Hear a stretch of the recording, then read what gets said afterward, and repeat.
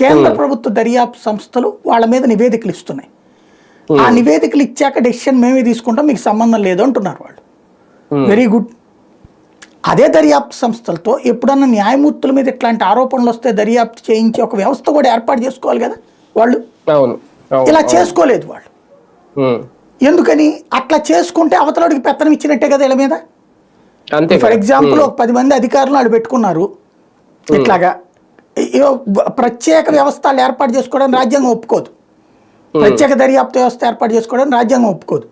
కాబట్టి వాళ్ళు ఏం చేయాలి? ప్రభుత్వ అధికార యంత్రాంగానే వాడుకోవాలి.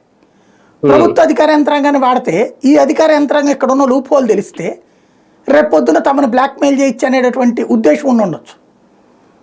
అందుకని వాళ్ళు అట్లాంటి ఒక వ్యవస్థ ఏర్పాటు చేసుకోవాలి. పోనీ ప్రభుత్వానికి అప్పచెప్పారా దీని మీద దర్యాప్తు చేయండి అని? చెయ్యలా. ఎందుకని? ప్రభుత్వం అంటే వచ్చి ప్రధానమంత్రి ముఖ్యమంత్రి వచ్చి దర్యాప్తు చేయరు కదా, మళ్ళీ ఈడీలు సిబిఐలు ఇట్లాంటి వాళ్ళకి చెప్తారు. వాళ్ళు ఏం చేయాలి? దర్యాప్తు చేయాలంటే వీళ్ళని ప్రశ్నించాలి, అంతే కదా.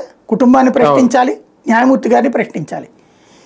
ఇది ఒకసారి జరిగిందంటే రేపు మిగతా న్యాయమూర్తుల మీద కూడా ఇట్లాంటి పరిస్థితి వస్తుంది కదా.